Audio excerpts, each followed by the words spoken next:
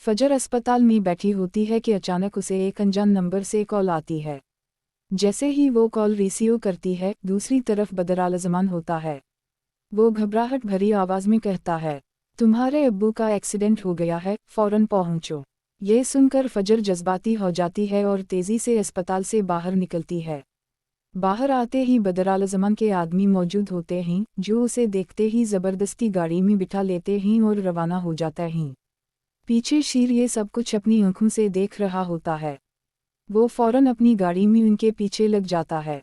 रास्ते में अचानक शीर की गाड़ी का पेट्रोल ख़त्म हो जाता है। वो परेशानी में खड़ा होता है कि अचानक मुल्क शुजात की कॉल आती है। मुल्क शुजात उसे कहता है, फजर को लेकर मेरे पास आओ, काका की तबीयत बहुत ख़राब है और वो फजर से मिलना चाहता है। ये सुनकर शीर हैरान हो जाता है और फ़ौरन कहता है, फजर को तो अगवा कर ली गया है। ये सुनकर मुल्क शुजात गुस्से में आ जाता है और धमकी देता है, अगर फजर को ना लाए तो सीधा थाने जाना पड़ेगा। शीर सख्त परेशान हो जाता है। वो फ़ौरन गाड़ी में पेट्रोल डलवाता है और उसी रास्ते पर निकल पड़ता है। कुछ आगे जाकर उसे फजर का दोपटा मिलता है। ये देखकर शीर को यकीन हो जाता है कि फजर उसी रास्ते से गई है। इधर बदरालज़मान की गाड़ी पंक्चर हो जाती है और इसके लोग टायर बदलने लगते हैं। उसी दौरान फजर होशियारी दिखाते हुए बेहोशी का ड्रामा करती है और फिर मौका मिलते ही जंगल की तरफ भाग निकलती है। शीर भी वहां पहुंच जाता है और आखिरकार फजर उसे मिल जाती है। शीर फ़ौरन फजर को लेकर मुल्क शुजात के घर पहुंचता है। मुल्क शुजात फजर को देखकर हैरान रह जाता है और शीर से कहता है, तुमने तो कहा था कि फजर अगवा हो गई है, ये कैसे? शीर जवाब देता है, बदरालज़मान ने फजर को अगवा किया था मगर ये वहां से भाग निकली। इसके बाद मुल्क शुजात कहता है, काका की तबीयत बिगड़ रही है, इसे कमरे में ले चलो। जब फजर और शीर काका के कमरे में पहुंचते हैं तो काका इन दोनों का हाथ पकड़कर मुल्क शुजात से कहता है, मेरी आखिरी ख्वाहिश है कि फजर और शीर की शादी कर दी जाए, वरना मैं सुकून से नहीं मर सकूंगा। ये कहकर काका अपनी आंखें बंद कर लेता है।